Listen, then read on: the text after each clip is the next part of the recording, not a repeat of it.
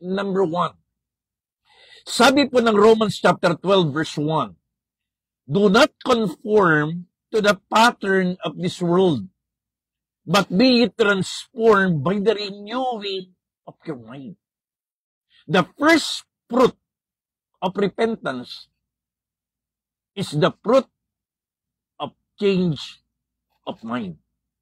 Ang unang bunga ng pagsisisi ay ang pagbabago ng ating kaisipan. Kaya ang sinabi po na Apostol Pablo, do not conform to the pattern of this world, but be ye transformed by the renewing of your mind. Ano ba yung tinatawag nating change of mind? Tandaan po natin ito. It is a change of perspective or change of understanding.